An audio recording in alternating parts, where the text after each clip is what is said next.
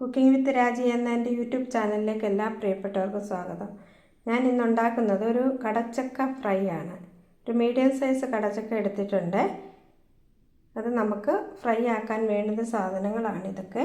അതായത് പച്ചമുളക്, ഇഞ്ചി, വെളുത്തുള്ളി, കറിവേപ്പില, സവാള. കടച്ചക്ക ഞാൻ ഇങ്ങനെ ചെറിയ പീസായിട്ട് അരിഞ്ഞെടുത്തിട്ടുണ്ട്. ഇനി ഇത് നമുക്കൊന്ന് ആവി കയറ്റി വേവിച്ചെടുക്കണം. ഇനി ഞാനൊരു പാൻ വെച്ച് വെളിച്ചെണ്ണ ചേർത്ത് കൊടുത്തിട്ടുണ്ട്. ഇനി എണ്ണ ചൂടായിട്ടുണ്ട്. ഞാനിതിലേക്ക് കടുക് ഇടുകയാണ്. ഇതിലേക്ക് ഇഞ്ചിയും വെളുത്തുള്ളിയും പച്ചമുളകും ചേർത്ത് കൊടുക്കാം. കറിവേപ്പിലയും കൂടെ ഇട്ട് കൊടുക്കുകയാണ്. നന്നായിട്ടൊന്ന് വഴറ്റിയിട്ട് നമുക്ക് സവാള ചേർത്ത് കൊടുക്കണം. ഇതിലേക്ക് ഞാൻ ഒരു സവാള ചെറുതായിട്ട് അരിഞ്ഞതുകൂടെ ചേർത്ത് കൊടുക്കുകയാണ്.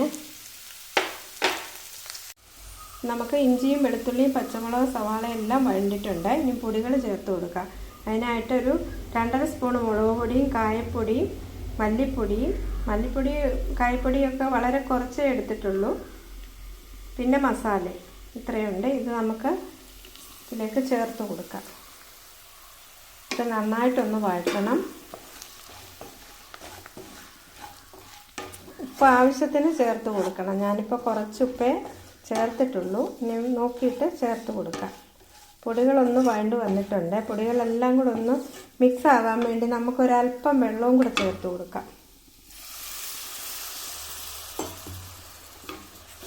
ഒരു പാൻ വെച്ചിട്ട് കടച്ചക്ക ഇട്ട് കൊടുത്ത് അല്പം വെള്ളവും മഞ്ഞൾപ്പൊടിയും ഉപ്പും കൂടെ ചേർത്ത് കൊടുത്ത് ഒന്ന് വെന്ത് വരണം. ഇനി ഇത് കോരി എടുത്തിട്ട് കുറച്ച് വെള്ളമേ ചേർത്തിട്ടുള്ളൂ.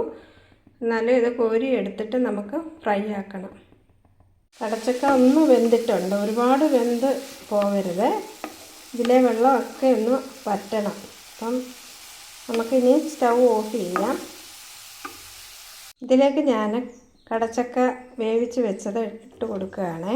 ഇനി നന്നായിട്ട് ഫ്രൈ ചെയ്തെടുക്കണം. ഞാൻ അല്പം ചില്ലി ഫ്ലേക്സ് വിതറിയിട്ടുണ്ട്.